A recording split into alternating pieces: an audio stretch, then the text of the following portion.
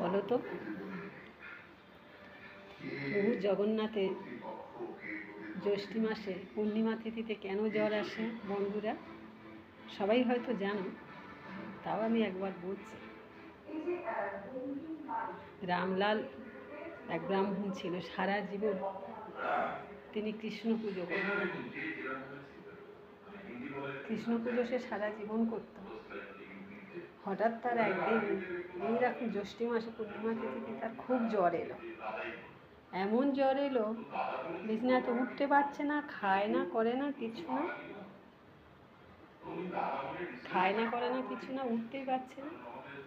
আর এই প্রভু প্রভু করে খালি ডাকছে। তা প্রভু জগন্নাথ একদিন মা লক্ষ্মীকে বলল, আমার ভক্তের খুব শরীর খারাপ, আমার ভক্তের খুব শরীর খারাপ, উঠতে পারছে না বিছানা থেকে, আমার যেতে হবে। প্রভু আমি শুধু যাব? বলো না না, তোমাকে যেতে হবে না, আমি যাচ্ছি। তা তিনি গেলেন, গিয়ে ব্রাহ্মণের সেবা করছে, রামদাসের সেবা করছে। তা রামদাস একদিন চেয়ে দেখলো প্রভু অন্য রূপে এসছে, মাধব রূপে। তুমি কে, আমার সেবা করছো? তখন বললো, আমি মাধব। আমি মাধব, তুমি পুরোহিত তো, আমার সারা জীবন সেবা করো, তাই আমি তোমার অসুস্থর সময় আমি সেবা করছি। কিন্তু মাধব দাস দেখে চিনতে পারলো, এত করুণা প্রভু জগন্নাথ ছাড়া কারণ নাই। তা বললো, প্রভু কেন তুমি আমার এরকম পাপ ঘুরোচ্ছ?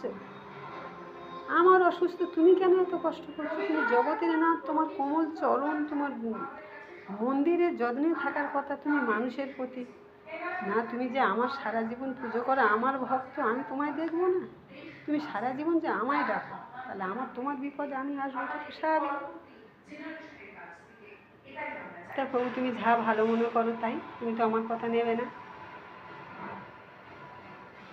আমার এত শরীর খারাপ, কি করে উঠবো প্রভু? আমি তো নড়তে চড়তে পারছি না। নীলমাধব এসে দেখলো সে অজ্ঞান হয়ে পড়ে আছে। তাহলে তখন তার কি করবে? প্রভু আমার তো ওটার ক্ষমতা নিয়ে উঠতে পারছি না। বলছে না, এখন তোমার 15 দিন এখন এই ভোগ করতে হবে কষ্ট।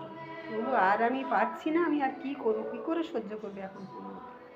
তখন প্রভু জগন্নাথ কী করলেন, যে ঠিক আছে, তোমার 15 দিনের কষ্ট আমি নিয়ে নিচ্ছি, তোমার আর কষ্ট থাকবে না। তবে একটা কথা বলি শোনো, এই জন্মের যা কষ্ট তোমার নিজেকে ভোগ করতে হবে।